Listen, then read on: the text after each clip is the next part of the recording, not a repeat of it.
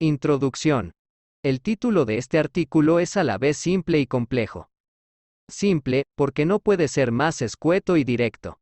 Compárese sino con propuesta de definición epistemológica del concepto de conducta a través del paradigma conductista radical. Implicaciones ontológicas y metodológicas con base a un análisis del lenguaje ordinario dentro del marco del positivismo lógico, o aún, errores categoriales subyacentes a la conceptualización mentalista de la conducta en la psicología contemporánea y su refutación en base al conductismo skinneriano. La contribución de la filosofía anglosajona del lenguaje y del Círculo de Viena al debate sobre el estatus epistemológico de la conducta. Ambos títulos traducen más o menos en efecto el propósito de este artículo. Complejo, porque para responder correctamente a tal pregunta implicaría probablemente escribir un libro. Vamos pues a intentar una solución de compromiso que, como todo compromiso, será criticable, pero que nos permita, aunque sea modestamente, elaborar una reflexión crítica de lo que entendemos por conducta. Permítanme, para ello, que empiece hablando de astronomía. Si pidiésemos a la primera persona que nos encontramos que nos describiese lo que se puede ver en el cielo, probablemente nos respondiera: el sol, la luna y las estrellas. En efecto, aparentemente, estas son las tres categorías de objetos celestes sobre los cuales todo el mundo estaría de acuerdo. Sin embargo, esta categorización es completamente errónea. En primer lugar, el Sol no es una categoría en sí, puesto que no es más que una estrella, matinal, cierto, pero estrella al fin y al cabo. Por otro lado, entre lo que llamamos estrellas, hay, evidentemente, estrellas, pero también planetas, Venus, Marte, etc. Y también podríamos recordar que la Luna no es más que un satélite que gira alrededor de un planeta, siendo los planetas de alguna forma los satélites del Sol, que es una estrella como las demás. Estrellas y satélites podrían, por tanto, en última instancia, bastar para categorizar lo que vemos en el cielo si se considerase la Luna como el satélite de un satélite. En resumen, la simple categorización en tres elementos iniciales esconde una realidad muy diferente, no directamente accesible a las apariencias, y que pide una conceptualización del universo mucho más elaborada y adecuada que la generada por las simples apariencias. Señalemos de paso que el hecho de saber que el Sol es una estrella no nos impide verlo como lo ven las personas que no lo saben. Lo que ha cambiado no es la percepción sensorial del objeto, sino su conceptualización. El ejemplo precedente constituye una ilustración, más o menos conseguida, de lo que se llama error categorial, es decir, un proceso erróneo de atribución de un elemento a una categoría. Este fenómeno es usual, no solamente en la vida cotidiana, sino también en las ciencias jóvenes, en un momento de su evolución en el que se encuentran todavía prisioneras de las apariencias, de las teorías del sentido común, y en el que las conceptualizaciones más elaboradas no han sido aún generadas. Este es el caso de la psicología. El concepto mismo de conducta es un arquetipo de ello. El concepto de mente constituye igualmente un ejemplo paradigmático, pero de momento nos vamos a centrar sobre la conducta. En efecto, la idea que la gente se hace en general de la conducta es tan errónea como la que consiste en crear una categoría específica para el Sol cuando éste pertenece a la categoría de las estrellas. La concepción tradicional supone que la conducta está constituida por el movimiento visible de un ser vivo o de una de sus partes. Así, saltar una valla es una conducta, de la misma manera que presionar un botón o conducir un coche. Pero, realizar un cálculo mental, 7 por 8, 6, un medio igual a, ¿es una conducta? La respuesta tradicional es, naturalmente, no. La conducta será el anuncio del resultado, 100, pero no el proceso mental que nos ha permitido encontrar este resultado. Desde esta óptica, la conducta es el último eslabón de un proceso iniciado, cierto, por un estímulo, la pregunta, pero cuya parte esencial se sitúa a nivel interno, mental. Si una escuela psicológica, como el conductismo, declara tener como único objeto de estudio la conducta, parece pues que se descalifica por sí misma, puesto que, en la medida en que no se interesa más que en el resultado, es decir, en el último eslabón de la cadena, niega la parte más importante, es decir, los procesos mentales, que han supuestamente permitido enunciar esta respuesta y sin los cuales la respuesta jamás hubiese sido posible. Se dice pues del conductismo que constituye un enfoque basado en el modelo de caja negra. En efecto, en la medida en que el conductismo, según se pretende, solo se interesa en los estímulos y las respuestas, el célebre esquema S.R. no tiene más solución que, o bien negar la existencia de los procesos mentales, que se sitúan entre los dos, lo que sería un caso de deshonestidad intelectual, ya que cualquiera puede constatar fácilmente que antes de dar la respuesta ha necesitado un cierto tiempo durante el cual ha realizado este cálculo mental, tiempo proporcional a la dificultad de la operación. O bien meter dichos procesos entre paréntesis afirmando que, puesto que se sitúan en el interior del organismo, puesto que no constituyen fenómenos públicos, accesibles a varios observadores, no pueden ser abordados por el método experimental, es decir, no pueden ser estudiados científicamente. De ahí la necesidad de concebir al organismo como una caja negra, opaca, que no deja ver lo que se desarrolla en su interior y concentrarse en consecuencia sobre los únicos fenómenos observables, los estímulos y las respuestas. Tal es, brevemente resumida, la concepción que la gente se hace del enfoque conductista.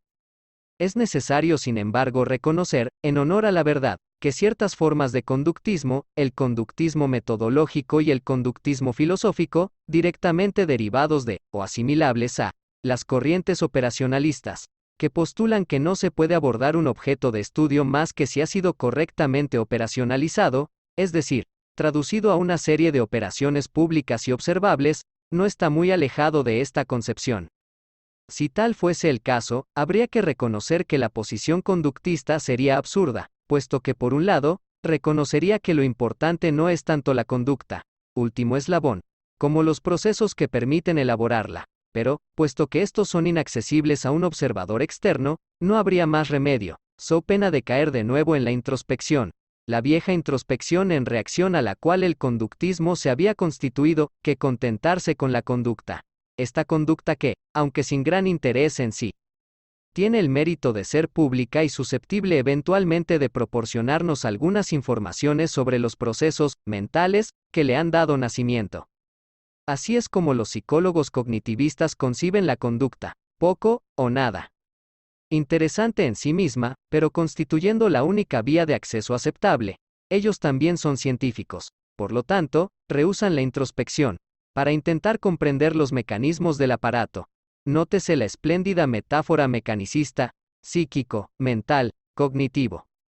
Pero todo lo anteriormente expuesto está basado en la aceptación, como algo evidente, de la definición de conducta como movimiento muscular visible, público y, de manera complementaria, del carácter mental, de los procesos internos, privados, que actúan en presencia del estímulo a fin de elaborar la respuesta adecuada. Y, precisamente, lo que vamos a intentar poner en evidencia es que esta dicotomía, mental, conducta, es incorrecta ya que deriva de un enorme error categorial. La parte escondida del iceberg no es más que iceberg después de haber echado mano de la astronomía, y antes de pedir prestados algunos ejemplos de la física, permítasenos, para agravar nuestro caso, apoyarnos sobre la gramática. En efecto, la gramática nos enseña que los verbos describen acciones, es decir, comportamientos, conductas. Hemos tomado, hace un momento, saltar una valla, presionar sobre un botón o conducir un coche como ejemplos de conducta, en contraste con el cálculo mental, actividad que no es considerada como tal en la visión tradicional de las cosas. Sin embargo, calcular es un verbo de la misma forma que lo es saltar, presionar o conducir. Así pues, lógicamente, si se trata de un verbo, este denota una acción, es decir, una conducta. Calcular es, por consiguiente, una conducta pura y simple. Llegados a este punto, creemos adivinar la reacción, escéptica, del lector. Se trata de un sofisma, de un juego de palabras, de una demostración puramente verbal, declarativa, sin ninguna relación con la realidad, con la veracidad de las cosas. En efecto, no tenemos intención de contentarnos con esta demostración lógica basada sobre definiciones gramaticales para defender nuestro punto de vista, aunque vamos a utilizar de nuevo un argumento lingüístico, concretamente etimológico. Pero antes, quisiéramos pararnos sobre algunos aspectos más evidentes relacionados con el cálculo, no con el cálculo mental, sino, de momento, simplemente con el cálculo manual. ¿Cómo resuelve un niño, que está aprendiendo a contar, el problema? ¿Cuánto suman 3 y 2?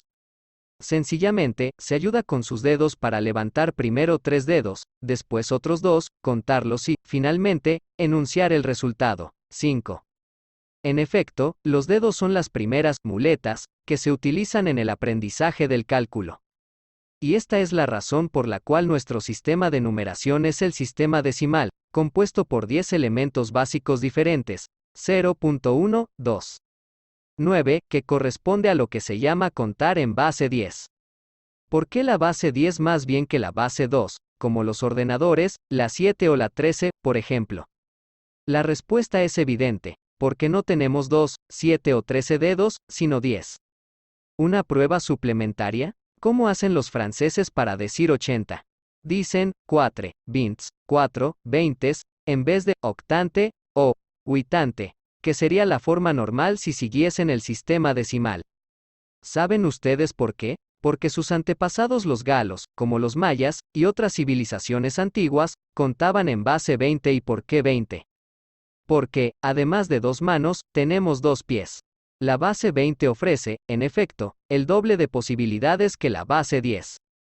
Y aunque el sistema decimal fue introducido en Francia hace siglos y siglos, aún quedan algunas huellas de esta antigua base 20, que mezclan con la base 10 sin que ello les cause el menor problema.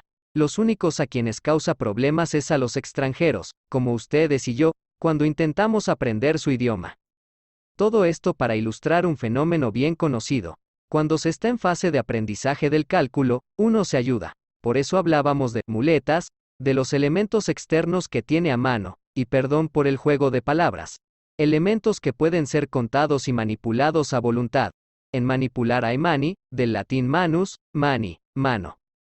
Calcular es pues, al principio, una conducta manual, manifiesta, motora y pública, de contar, con la mano, con los dedos, de la mano y, o del pie, etc. Nadie puede negar que tal actividad constituye una conducta, con todas las de la letra. Pero, pronto, los 10 o los 20 dedos resultan insuficientes para realizar cálculos que necesitan más de 10 o de 20 elementos. Así pues, los dedos se sustituyen por pequeños objetos fácilmente manipulables, tales como los huesecitos, las bolas, que han generado los famosos ábacos, utilizados aún en ciertas civilizaciones orientales, los guijarros. Y ahí queríamos llegar. ¿Cómo se decía un guijarro, una piedrecita, en latín?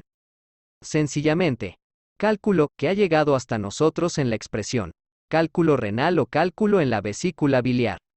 Etimológicamente, calcular viene pues del latín calculare y significa manipular guijarros, en el sentido de contarlos. Calcular es pues realmente una conducta, y no solamente en virtud de un simple razonamiento lógico, de lo que antes podía parecer un mero sofisma, es un verbo, luego es una conducta, sino también en virtud de su propia etimología, como antes lo habíamos anunciado. Así pues, calcular de manera externa, visible, pública, manipulativa no supone ningún problema. Se trata, sin discusión posible, de una conducta.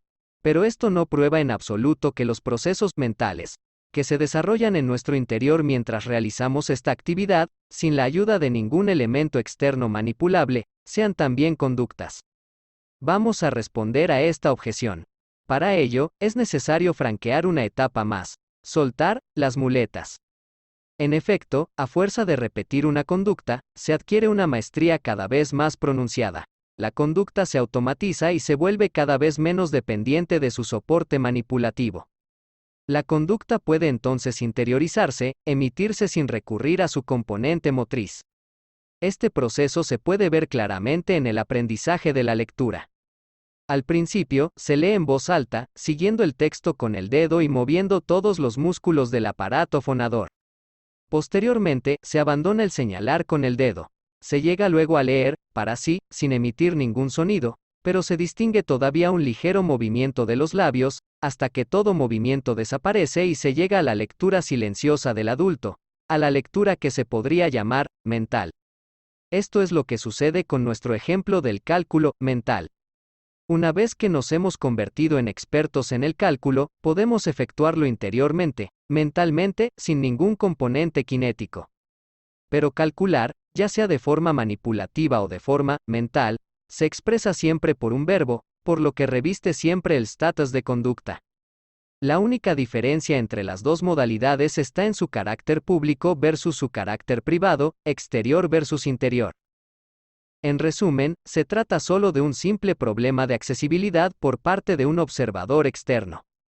Pero una diferencia de accesibilidad no es suficiente para justificar una dicotomía tan marcada como procesos mentales versus conducta, fenómenos considerados como pertenecientes a dos categorías tan radicalmente diferentes que se llega a considerar a una de ellas como la causa de la otra.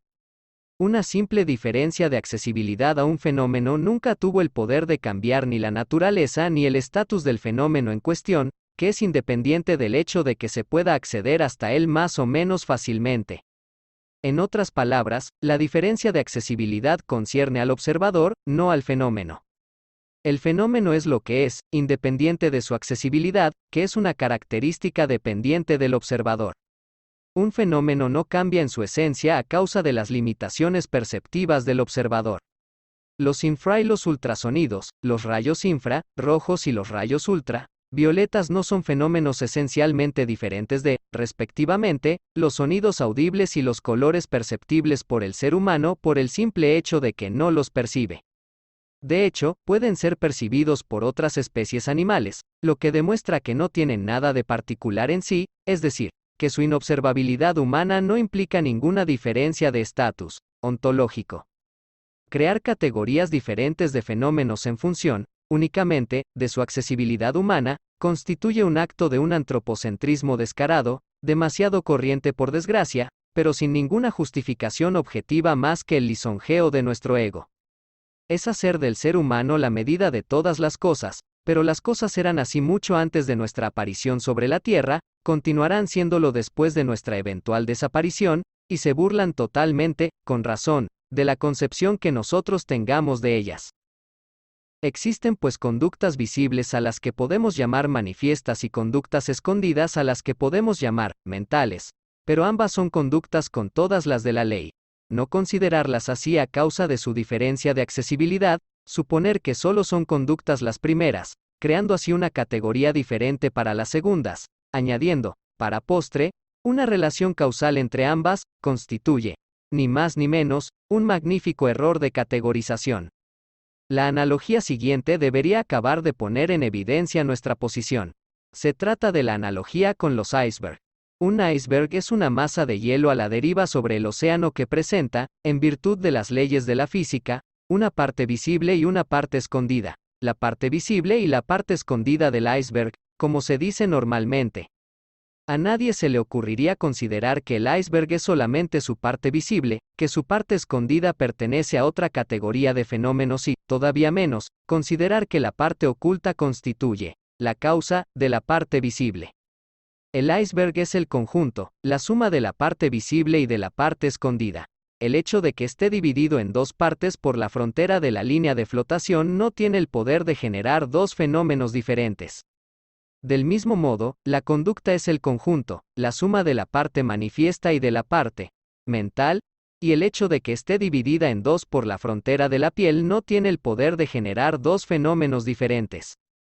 Así, las llamadas funciones mentales o procesos cognitivos 3, lejos de ser las causas de la conducta, son conductas en sí mismas, conductas que antes de haber sido interiorizadas, transformadas en mentales, eran auténticas conductas motoras, públicas, manifiestas, externas. En otras palabras, los procesos mentales no forman parte de la explicación, sino de lo que debe ser explicado. Es ahí donde la visión tradicional, tanto de la gente de la calle, como de los psicólogos cognitivistas, se revela incorrecta. En efecto, al interrumpir la cadena explicativa de la conducta en el eslabón de lo mental, se tiene la impresión de haber dado una explicación, cuando lo que se hace no es más que retrasar la solución del problema. Decir que el alumno ha podido responder correctamente a la pregunta que se le hizo porque ha efectuado un cálculo mental correcto no supone avanzar en lo más mínimo, pues aún hay que explicar por qué ha realizado un cálculo mental correcto. La explicación cognitiva, abortando con una respuesta que parece satisfactoria a la búsqueda de la explicación, interrumpe la cadena causal en un eslabón intermedio, interviniente, pero intermedio, e impide proseguir en el camino del establecimiento de la causa primera, la que realmente nos interesa. Esto se parece mucho al razonamiento de los niños que responden a la pregunta, ¿de dónde vienen los pollos?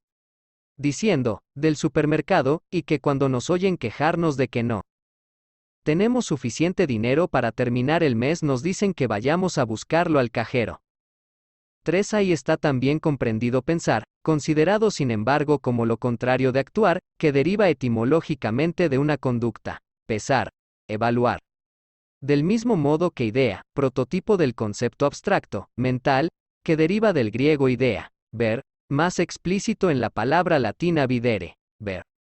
Mejor aún, teoría, considerada como la abstracción total, puesto que designa una sucesión ordenada de elementos abstractos, proveniente del griego teoría, procesión ordenada de individuos enviados a una celebración religiosa o un oráculo, donde se encuentra el aspecto de sucesión de elementos organizados y que se emplea todavía en nuestros días, en su primer sentido, en una frase, un poco en desuso, cierto, como, una teoría de cardinales se avanza lentamente hacia el Papa. Automático de nuestro banco. Ignoran que los pollos, por suerte, no son producidos por los supermercados y que el dinero, por desgracia, no aterriza en el banco si antes uno no lo ha ganado con su trabajo. El supermercado y el banco son variables intermediarias, no variables independientes, causas. Interrumpir la explicación de la conducta manifiesta en la acción de la conducta no observable equivale a explicar la parte visible del iceberg por su parte sumergida, olvidando que las dos deben ser explicadas en términos de temperatura, densidad, etc., que son las verdaderas causas del fenómeno que nosotros llamamos iceberg. Decir que la bombilla se enciende porque se ha manipulado el interruptor no es falso, pero es muy incompleto puesto que esto no explica por qué manipulando el interruptor la bombilla se enciende.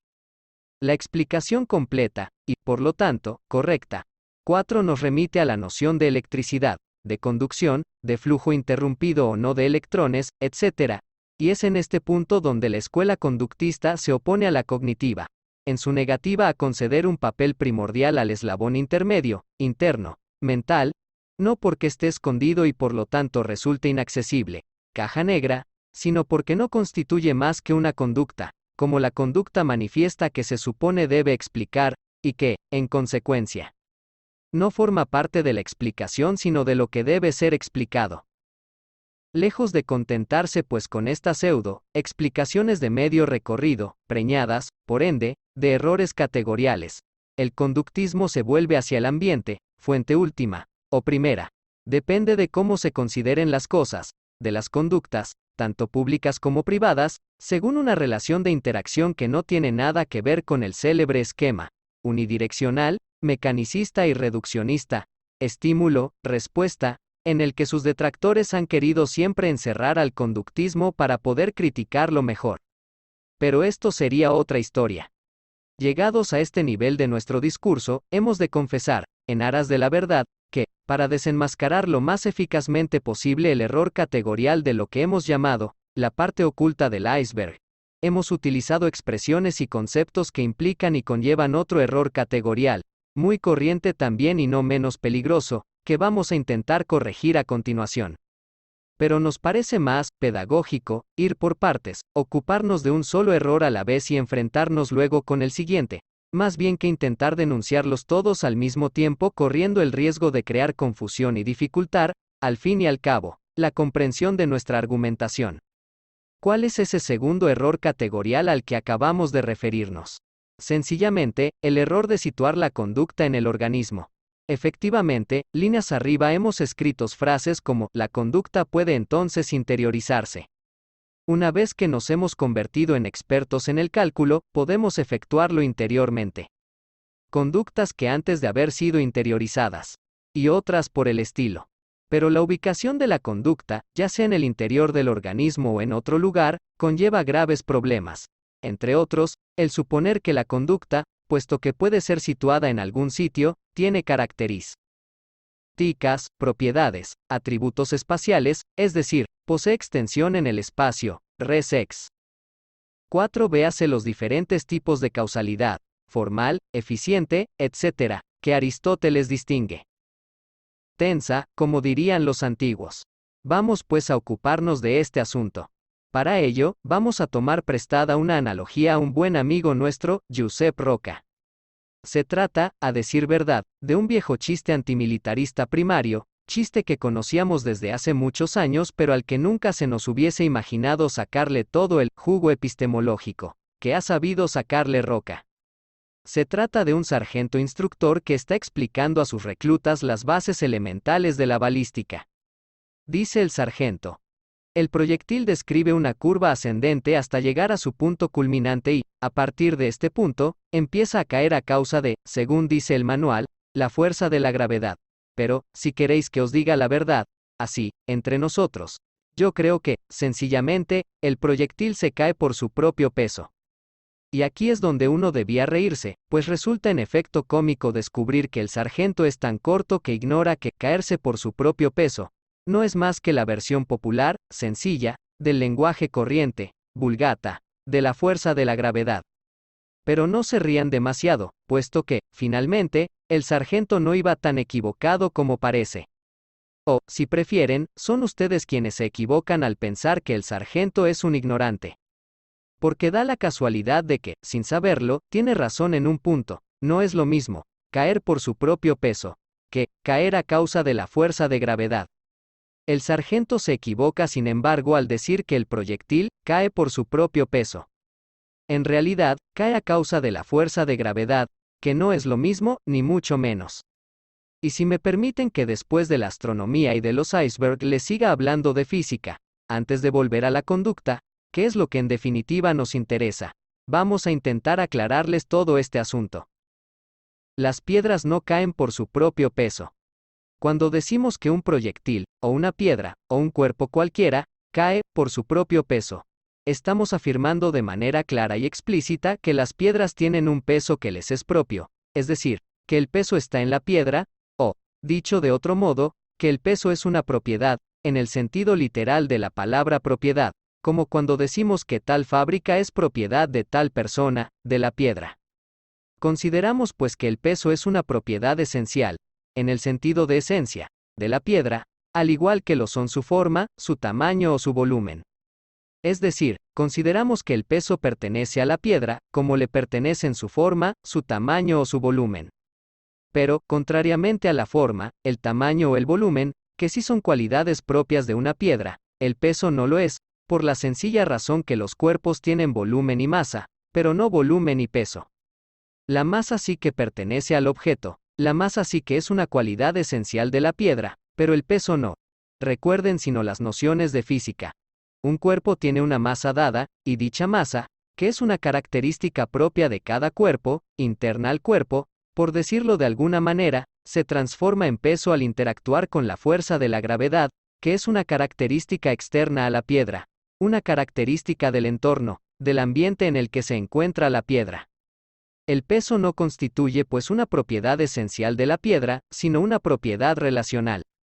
Todos sabemos que una misma piedra posee un peso diferente en la atmósfera terrestre y en la Luna, por ejemplo, a causa del valor diferente de la fuerza de la gravedad en estos dos ambientes distintos. La masa de la piedra es la misma en la Tierra que en la Luna, sin embargo, su peso varía considerablemente.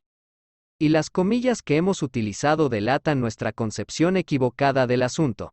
La piedra no posee un peso, y no se trata, por lo tanto, de su peso. La piedra, sencillamente, pesa. Y ya estamos donde queríamos llegar. Pesar es un verbo, una acción, una propiedad relacional y no una propiedad esencial, propia, interna al objeto. Así pues, los objetos y los sujetos, por definición y por pura lógica, no poseen la interacción ni en su interior ni en ninguna parte. Sencillamente, interactúan, que es muy diferente. La analogía nos parece ahora suficientemente clara. Los verbos expresan conductas y las conductas, que son interacciones, no se sitúan en el interior del organismo. La conducta no es pues una propiedad esencial del sujeto sino una propiedad relacional. Considerar la conducta como algo que reside en el sujeto equivale a confundir el peso con la masa. Ubicar la conducta en el interior del sujeto no tiene más sentido que situar el peso en el interior del objeto. La interacción, ya sea peso o conducta, no se ubica en ningún sitio por la sencilla razón de que no posee atributo de extensión, res extensa, como diría Aristóteles. Tan poco sentido tiene decir que se sitúa en el interior del organismo, versión tradicional, como decir que reside en el ambiente, cosa que nadie defendería. Al ver un organismo que se comporta, que emite una conducta, como decimos a veces en nuestra jerga, tendemos a considerar que exterioriza una conducta que poseía en su interior, de la misma manera que cuando vemos una piedra, o un proyectil, para volver al caso de nuestro sargento, caer atribuimos su conducta, de caer, a una propiedad interna del objeto, su peso. Cometemos el mismo error que si, después de frotar una cerilla en el rascador de su caja y ver aparecer la llama en la punta del fósforo, afirmáramos que la llama se hallaba en el interior de la cerilla. A la pregunta, ¿dónde se hallaba la llama antes de frotar el fósforo contra el rascador, en la cerilla o en el rascador? La respuesta correcta es, ni en la una ni en el otro. La llama no se encontraba en el interior de la cerilla ni en el interior del rascador. La llama es la resultante de la interacción entre ambos. Asimismo, la conducta no es una propiedad esencial del organismo, sino una propiedad relacional, y es por ello que se expresa mediante un verbo, que designa acción, y no mediante un sustantivo, de sustancia, esencia, que designa un objeto con res extensa. Una piedra no tiene peso, sustantivo, pesa, verbo. Un enamorado no tiene amor, y que todos los Romeos del mundo me perdonen, ama. Un delincuente no tiene agresividad, agrede. Y este deslizamiento gramatical que cometemos desde el verbo, la acción, la conducta, hacia el sustantivo, la cosa, corresponde ni más ni menos al proceso de cosificación, sustantivación, reificación, tomando la raíz latina res, rey. Proceso tan corriente y habitual que ni siquiera somos conscientes del abuso que cometemos de él. Sin embargo, la reificación constituye otro error categorial clásico, confundir verbos con sustantivos, en la explicación tradicional de la conducta, error que, añadido a los dos que acabamos de denunciar, configura la visión intuitiva del comportamiento adoptada implícita o explícitamente por nuestros conciudadanos y frente a la cual el análisis conductista, claramente anti-intuitivo, encuentra graves dificultades para cuajar. Intentemos pues desenmascarar este nuevo tipo de error categorial. Los hombres y las mujeres no mueren porque son mortales. Viajemos por un instante a través del tiempo hasta la época prehistórica y observemos la vida cotidiana de una tribu de trogloditas.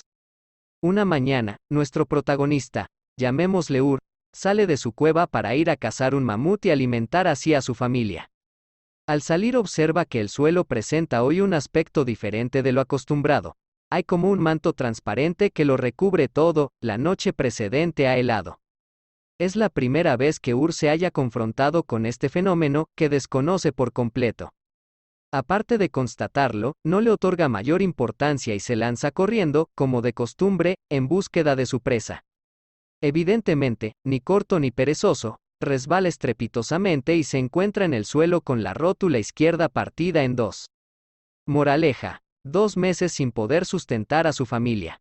La próxima vez que nuestro héroe, ya repuesto de su herida, constata al salir de casa que el suelo presenta esas características peculiares, estímulo discriminativo, que le condujeron al accidente, consecuencia aversiva, modifica su manera de desplazarse a fin de evitar la caída, conducta de evitación, y por aproximaciones sucesivas, moldeamiento, acaba desplazándose de forma adecuada sobre suelos resbaladizos. Cuando se plantea denominar esta nueva forma de desplazarse respecto a la forma habitual, acuña un nuevo término, prudentemente, de manera prudente. Se trata de un adverbio o de un adjetivo, no de un verbo ni aún menos de un sustantivo, es decir, de un término que califica una conducta. En vez de detallar, elemento tras elemento, la nueva manera de desplazarse, pon el pie derecho bien plano sobre el suelo. Desplaza tu centro de gravedad sobre él antes de levantar el pie izquierdo. Avánzalo lentamente y luego. Etcétera. Una vez puestos de acuerdo sobre el catálogo de conductas que se haya resumido bajo el vocablo, prudentemente, dicho vocablo funciona como una etiqueta que resume y condensa en una sola palabra dicho repertorio conductual. Desplazarse de manera prudente, o prudentemente, no es más que la manera resumida, económica de decir. Desplazarse poniendo el pie derecho bien plano, punto etcétera. Así, cuando el estímulo discriminativo lo requiere, aparece la conducta adaptada a fin de evitar las consecuencias aversivas, y un simple aviso verbal basta para solicitar tal conducta. Familia. Hoy, cuando salgáis, debéis desplazaros de manera prudente. Se trata de un tipo de conducta particular, sin más. Veamos el paso siguiente. En otra ocasión, nuestro hombre, persiguiendo su presa, se encuentra frente a un barranco sobre el que yace un tronco de árbol caído. Para atravesarlo sin caerse, debe desplazarse de una manera que no es ni la habitual ni la que ahora llamamos prudente. No es lo mismo andar sobre el hielo que desplazarse sobre un tronco caído. ¿Deberá acuñar un nuevo término para designar esta nueva forma de desplazarse? Ello sería una solución. Pero puesto que hay varios elementos comunes entre esta nueva forma y la forma llamada prudente, solo deben emitirse en circunstancias particulares. Ambas evitan desgracias, etc. Otra solución consiste en extender, ampliar, generalizar el sentido de la palabra, prudentemente, a otras circunstancias que aquellas que primitivamente sirvieron para generar el término. Diremos pues que en ambos casos hay que comportarse de manera prudente aunque la cadena de conductas concretas que hay detrás no sea idéntica. Franqueemos ahora una etapa más en este proceso de generalización. No utilicemos este vocablo solamente para las formas de desplazarse, sino también para otras actividades, incluso sociales, en las que de manera quizás algo metafórica puede hablarse de prudentemente. Imaginemos, por ejemplo, que un buen día, en el momento de servir el guisado de mamut, Ur se da cuenta de que se le ha acabado la sal. Se le ocurre pedirle un poco a su vecino, pero supone que si lo aborda con su rudeza habitual, va a tener que comer sin sal. Lo aborda pues de una manera diplomática a fin de evitar que el vecino le niegue el favor. Puede decirse entonces, ampliando de nuevo el campo de la generalización, que se ha comportado de manera prudente. Hasta aquí hemos contemplado la génesis del adjetivo, prudente, y del adverbio, prudentemente. 5. Imaginemos ahora que nuestro personaje, vistas las ventajas que acarrea comportarse de manera prudente, ley del efecto, adopta esta conducta no ya de manera esporádica sino de forma habitual. A la larga, el observador de todo este proceso puede resumir la constatación. Ur se comporta regularmente de manera prudente, diciendo, Ur es prudente. La introducción del verbo ser es correcta pero peligrosa. En efecto, el observador lo usa como puro resumen de se comporta regularmente, pero utiliza para ello el verbo que, por definición, denota esencia. De este modo, hemos deslizado el campo semántico desde la conducta, se comporta, hasta la esencia, es, desde la propiedad relacional hasta la propiedad esencial, retomando los conceptos del apartado anterior. Si tuviésemos siempre presente cómo hemos llegado hasta ahí, no habría problema. Es decir, si recordáramos que prudente es una etiqueta para resumir un catálogo de conductas y que es equivale a se comporta regularmente, no caeríamos nunca en la trampa de contestar un día a un nuevo observador acabado de llegar, que no habiendo presenciado la génesis de tal peculiar conducta respecto a la cual muestra una cierta curiosidad, pregunta: ¿por qué anda Ur de esta forma cuando el suelo está blanco, y de esta otra cuando cruza un tronco sobre un barranco? Y de esta otra cuando va a pedir un poco de sal a su vecino. Diciéndole, en lugar de explicarle las contingencias que han generado y que mantienen dichas conductas, porque URH es prudente. Con tal pirueta lingüística, que no es más que una pura y simple tautología, puesto que la pregunta era, ¿por qué Ur se comporta de manera prudente? Y la respuesta ha sido, porque Ur es prudente. Hemos transformado descaradamente lo que nos servía como descripción abreviada de una conducta habitual en su propia causa. Ur ya no se comporta de manera prudente por la cuenta que le trae, es decir, en función de las consecuencias, sino en virtud de algo que Ur posee en su interior y que le mueve a ser prudente, la prudencia. Y fíjense que, sin darnos cuenta, hemos introducido, por primera vez en esta historia, un sustantivo, la prudencia. Hemos pues sustantivado, cosificado, algo que, al principio, solo era descripción de conducta. Como por arte de magia 6 nos. 5. No puedo impedirme de aprovechar la ocasión para señalar hasta qué punto el lenguaje mismo que utilizamos se haya impregnado por la concepción mentalista y dualista del ser humano y de su conducta. En efecto, ¿qué quiere decir, literalmente, prudentemente? ni más ni menos que con la mente prudente. Y lo mismo para todos los adverbios en mente, clara, mente, amable, mente, maliciosa, mente, etc. Y el colmo de los colmos lo constituye el adverbio mentalmente, es decir, con la mente mental. ¿Quién dijo aquello de que el mundo mental miente monumentalmente? Es por eso que, en la medida de lo posible, debe preferirse la expresión de manera prudente, a prudentemente, y, en general, evitar los adverbios en mente. 6. Precisamente, hace poco, los Orcones publicaron un documento sobre el tema que estamos debatiendo cuyo título era Ten Acts of Magic, en el cual detallaban magistralmente y con mucho humor este proceso de tautologización, en 10 actos o etapas de un número de circo a base de prestidigitación y magia. Hemos sacado del sombrero de copa, en el que habíamos introducido solo un adjetivo y un adverbio, un magnífico sustantivo que, por designar, como es lo propio de todo sustantivo, un objeto, una cosa. De ahí lo de cosificación. Posee atributos de extensión, de res extensa. De ahí lo de reificación. Una prueba adicional de que la prudencia posee ahora atributos espaciales viene dada por el hecho de que hablamos de poca, o mucha, prudencia, de una gran capacidad de, etc. Y lógicamente, puesto que ocupa espacio, debe situarse en algún sitio. ¿Y qué mejor sitio que en el interior del organismo que se comporta, con prudencia, como decimos coloquialmente?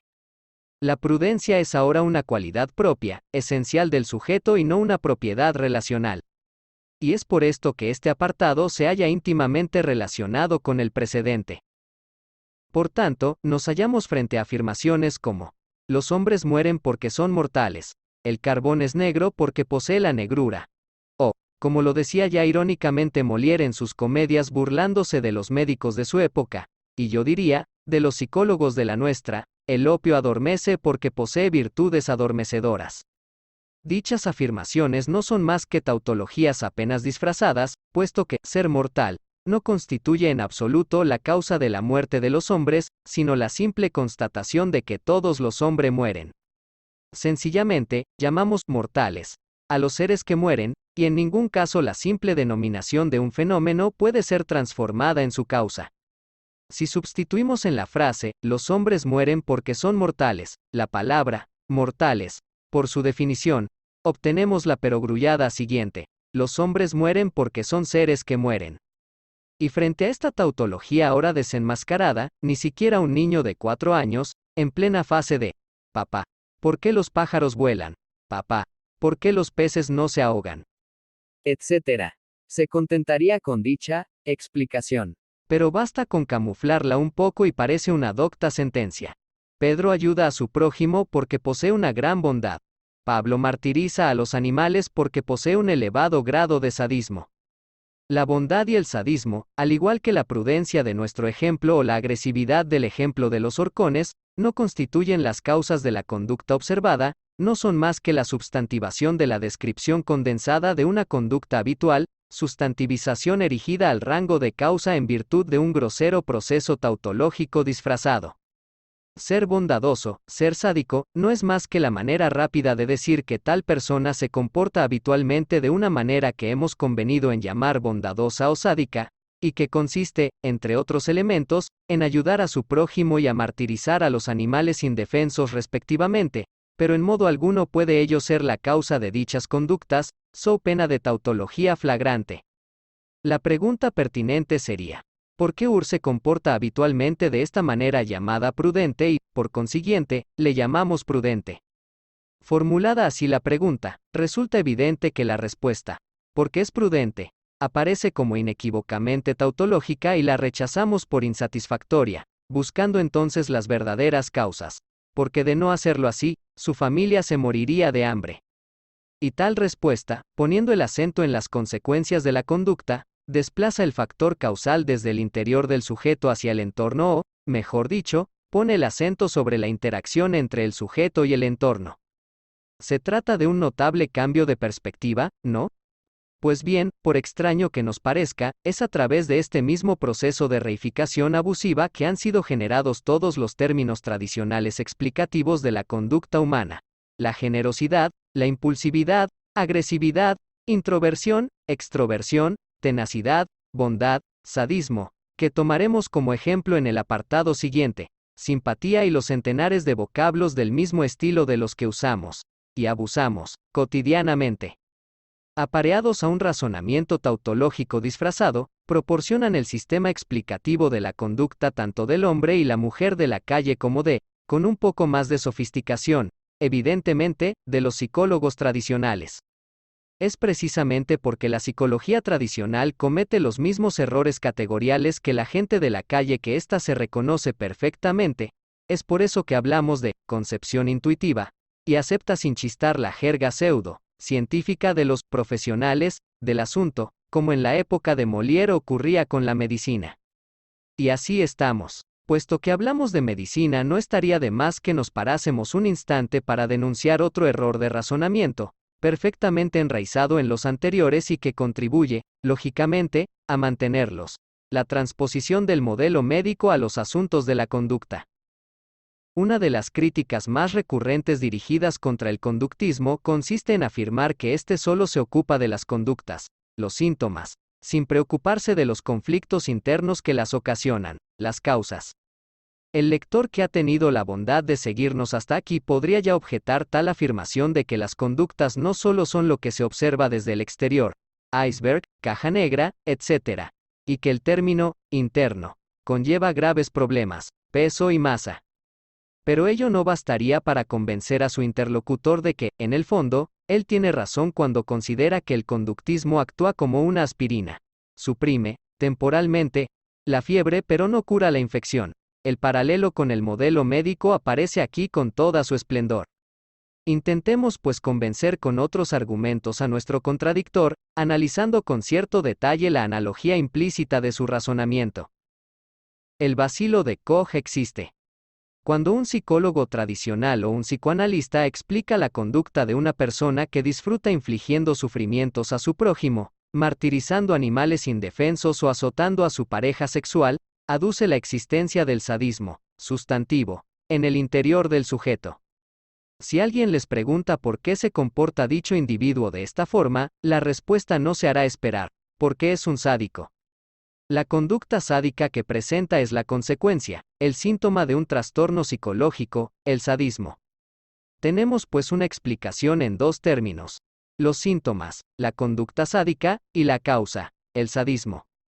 Si un terapeuta conductista consigue exitosamente modificar la conducta de tal individuo hasta la supresión total de cualquier manifestación sádica, el psicoanalista aducirá que solo los síntomas han sido suprimidos, igual que un analgésico disimula el dolor, pero que, como no se ha tratado la causa profunda, el síntoma aparecerá de nuevo bajo una forma u otra, lo que ellos llaman el desplazamiento del síntoma. Es evidente que si las cosas fuesen efectivamente tal y como ellos las consideran, las terapias conductistas serían un engañabobos, que solo producirían efectos pasajeros sin solucionar en absoluto la raíz del problema. Si las cosas fuesen así, serían los psicoanalistas quienes tendrían toda la razón del mundo. Pero el problema reside, como siempre, en la conceptualización misma del asunto, conceptualización que, como vamos a exponer, se basa sobre una analogía seductora pero abusiva del modelo médico. En efecto, si un sujeto tose repetidamente, escupe sangre y presenta una piel pálida, síntoma 7, el médico diagnosticará una tuberculosis galopante.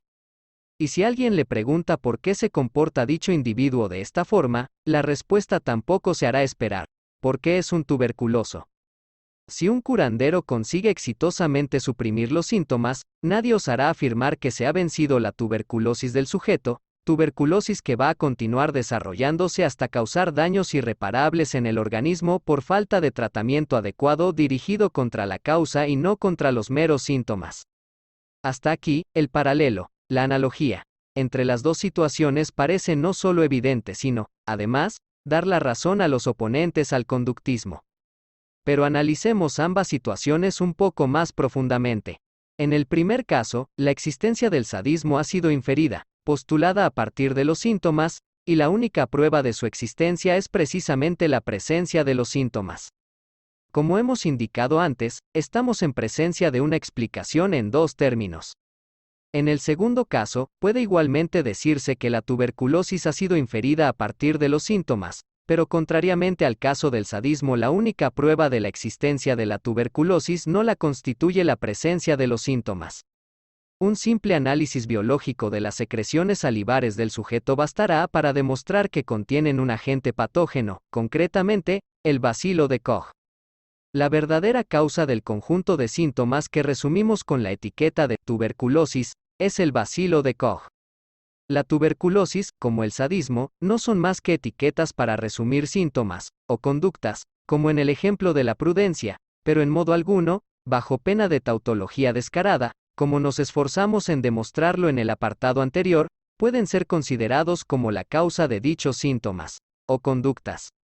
Es por eso que dos términos no bastan para analizar adecuadamente la situación. El tercer término, decisivo, es, por supuesto, el bacilo de Koch. Y nótese que su existencia no ha sido simplemente inferida a partir de los síntomas.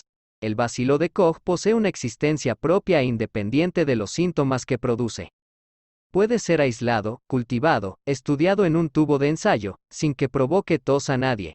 Es decir, puede desconectarse la causa de las consecuencias, puesto que, si éstas dependen de aquella, lo contrario no es cierto.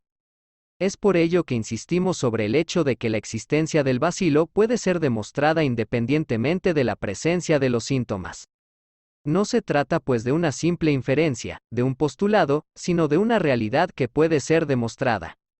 En el caso del sadismo, ¿qué prueba independiente de los síntomas puede ser presentada para justificar su existencia? En ausencia de cualquier conducta, incluso privada, sádica, ¿quién se atrevería a catalogar a un individuo como sádico? Nadie.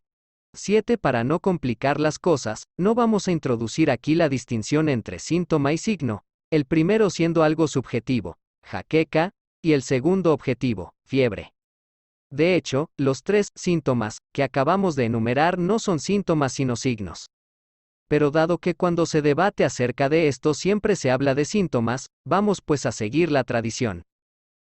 Evidentemente, puesto que, en caso contrario, todos ustedes, como yo, podemos ser diagnosticados como sádicos latentes, masoquistas latentes, asesinos latentes, etc. En la realidad cotidiana, nadie considera como sádico a alguien que no presenta ni ha presentado nunca la más mínima conducta sádica. El sadismo no existe con independencia de la conducta sádica, y es por eso que, si se elimina dicho tipo de conducta, se ha eliminado, de hecho, el sadismo, que no era más que la etiqueta para designar tal conducta y que había sido postulado a partir de ella misma. Queda claro pues que en un caso estamos en presencia de una explicación que comporta solo dos términos mientras que en el otro disponemos de tres. La analogía entre ambas situaciones es, por lo tanto, ilegítima, falsa y abusiva, es decir, puro sofisma.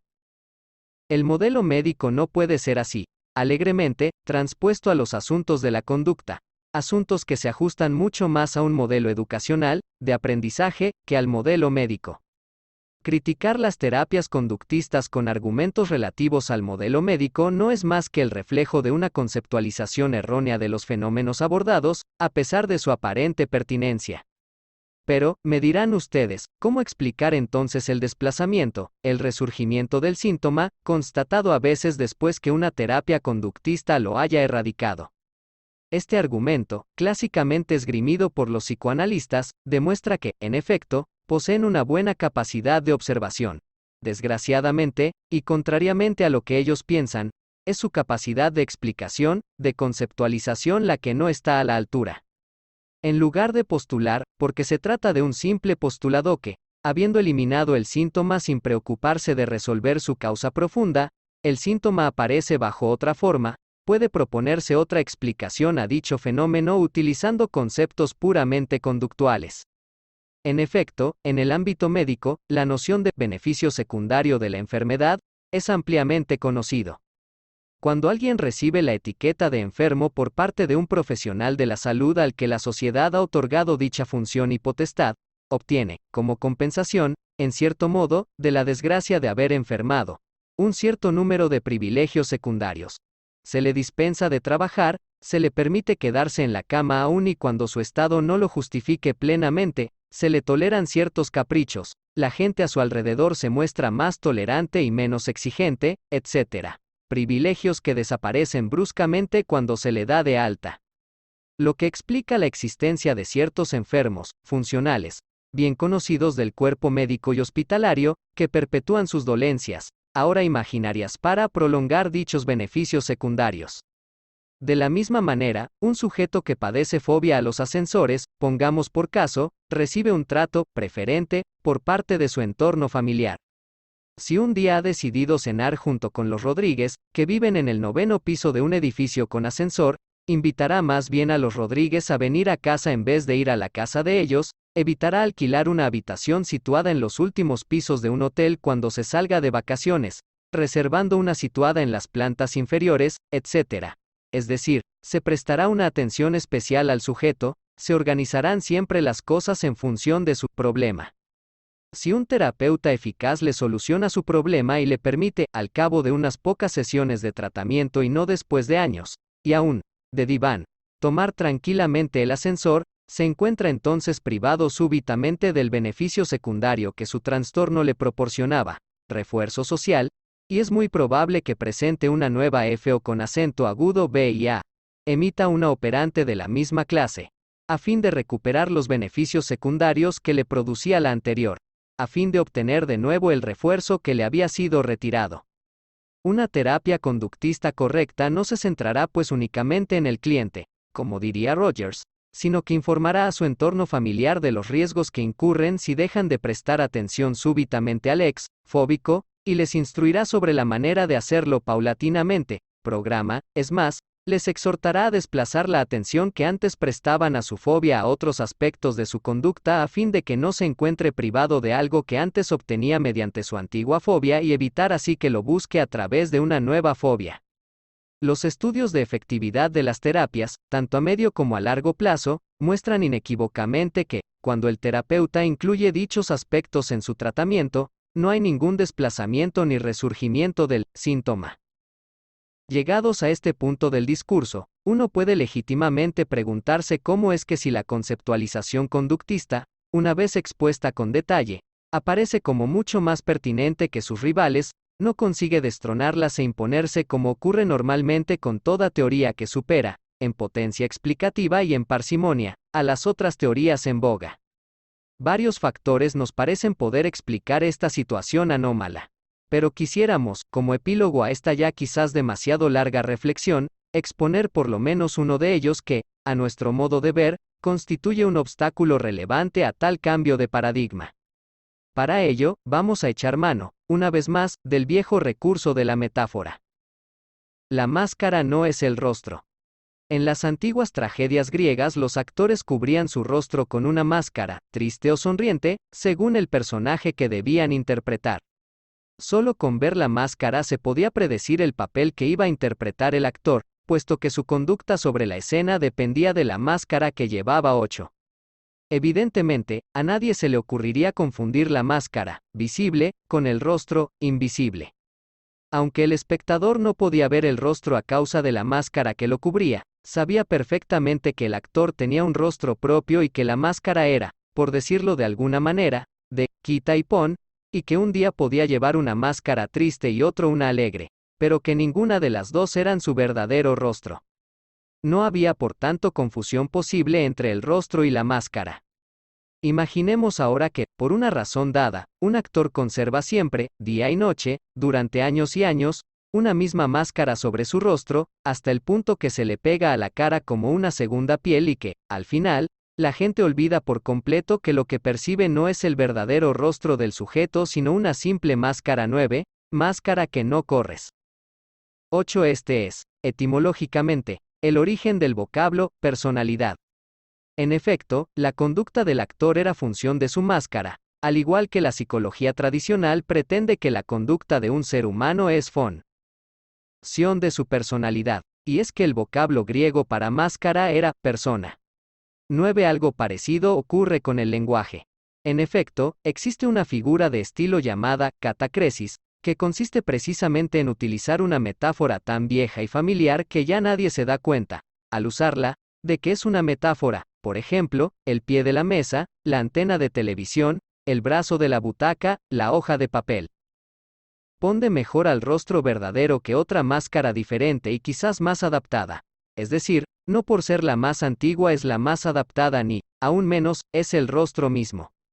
Si llegados a este punto un nuevo director escénico decidiese hacer actuar a este actor con otra máscara y le pidiese que se quitara la antigua, la gente le trataría de loco, le acusaría de querer desfigurar al actor y proclamaría que la nueva máscara se adapta mal al rostro, que no corresponde, no cuadra, sin darse cuenta de que lo que ahora llama rostro no es el rostro verdadero sino una simple máscara que, con el tiempo, se ha convertido en familiar, en una vieja conocida. Para la gente ya no hay distinción entre el rostro y la máscara pues, a sus ojos, constituyen una única cosa. Querer cambiar la máscara equivale para ellos a querer cambiar el rostro. Solo la nueva máscara que propone el director es considerada como una máscara. La antigua, no. En vez de decidir si la nueva es más adaptada que la antigua, como lo pretende el joven e innovador director escénico, es decir, en lugar de escoger entre las dos máscaras, la gente considera que le están proponiendo elegir entre una máscara y un rostro. Lógicamente, frente a esta, falsa, alternativa, prefiere el rostro más que la máscara, lo natural más que lo artificial, lo intuitivo más que lo anti-intuitivo, lo conocido más que lo nuevo, o, como diríamos hoy en día, lo real más que lo virtual. Hasta aquí la metáfora. Al principio, había un fenómeno por explicar, la conducta y una explicación propuesta, la teoría cognitiva, por ejemplo. Está claro que la explicación propuesta tiene que encajar más o menos con el fenómeno que pretende explicar, como una máscara debe ajustarse más o menos al rostro del actor, para ser verosímil. Pero se trata solo de una explicación entre otras posibles y, en todo caso, distinta de, no identificable con, el fenómeno que trata de explicar. Un fenómeno y su explicación son dos cosas distintas. Y uno puede preferir otra explicación sin por ello modificar en absoluto la naturaleza del fenómeno en cuestión. Rechazar un modelo explicativo no implica en modo alguno rechazar el fenómeno que debe ser explicado.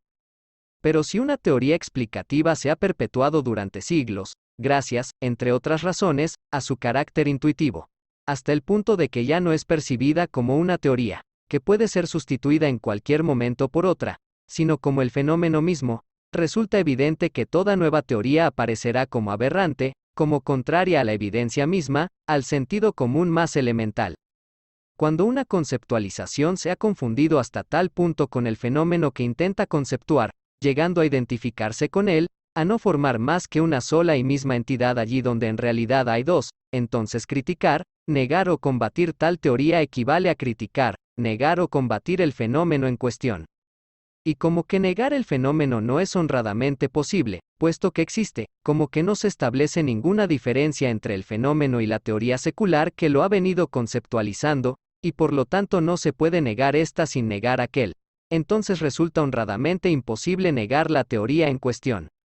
El conductismo no niega tal o cual fenómeno como se suele afirmar. Niega su conceptualización bajo la teoría cognitiva, u otra, y propone una conceptualización diferente para dicho fenómeno. El problema proviene de la confusión del concepto con la cosa y como que la cosa ha sido bautizada con el nombre que le ha forjado la teoría primitiva, en los dos sentidos de la palabra.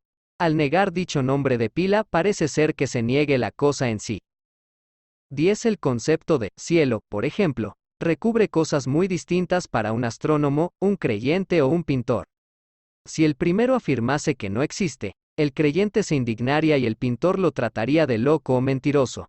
Si el creyente afirmase que la Virgen María subió al cielo en cuerpo y alma, el astrónomo tendría sus dudas. Sencillamente, utilizan la misma palabra para designar conceptos distintos, y sus conversaciones se transforman en un verdadero diálogo de locos. Puesto que se hallan íntimamente confundidos 10. Por tomar un ejemplo, el conductismo cuando discute el concepto de imagen mental no discute el fenómeno que los cognitivistas han explicado con el concepto de imagen mental, sino la conceptualización cognitiva de dicho fenómeno en términos de imagen mental. Para darse cuenta de ello es necesario ser consciente de la diferencia entre ambos. El término y su conceptualización, no se trata de un simple matiz, se trata de una diferencia tan fundamental como la que existe entre un rostro y una máscara. Por tanto, no es de extrañar que se prefiera una teoría que parece corresponder perfectamente a un ámbito dado, puesto que es a través de las gafas de esta teoría que se contempla el ámbito. Además se llevan estas gafas desde hace tanto tiempo que uno se ha olvidado ya de que las lleva, y como son verdes se ven las cosas de color verde y se acaba por creer que las cosas son verdes. Cuando llega el joven conductismo y propone unas gafas de color marrón, la gente dice que las gafas marrón son malas porque con ellas el mundo se vería marrón, y todos sabemos que el mundo no es marrón sino verde. Y no vale decir a la gente que se quite las gafas verdes y verá que el mundo no es verde, ni quizás marrón, pero que se acerca más al marrón que al verde, por lo que las gafas marrón son, hasta nueva orden, más adaptadas, porque le van a contestar, ¿pero de qué gafas verdes me habla usted? Si yo no llevo gafas, ¿qué máscara? Pero si no lleva máscara. Hemos empezado hablando de conducta y nos hemos sin duda apartado un poco del hilo central a costa de divagaciones más o menos, yo creo, sin embargo, que menos, colaterales. Pero una cosa nos ha llevado a otra y hemos preferido no auto-censurarnos. Volvamos pues a nuestra pregunta inicial. A título de conclusión se nos antoja que no sería un mal resumen parafrasear los célebres versos del último de nuestros grandes poetas románticos. Romántico rezagado, como nos enseñaban los manuales de literatura. Gustavo Adolfo Bécquer. ¿Qué es conducta? Dices mientras clavas en mi pupila. Tu pupila azul. ¿Qué es conducta? ¿Y tú me lo preguntas? Conducta, eres tú.